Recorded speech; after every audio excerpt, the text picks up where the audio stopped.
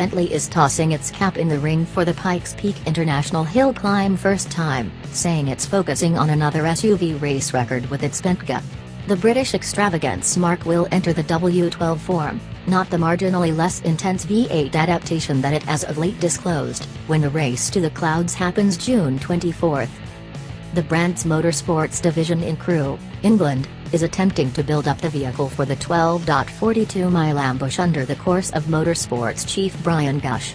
They'll be working with a 2017 model and its 6.0-liter W12 motor, which makes 600 strength and 664 pound-feet of torque and goes 0 to 60 out of 4 seconds, its all-wheel drive transmission, 4-mode flexible air suspension and its 48-volt dynamic hostile-to-move framework. A driver will be declared later.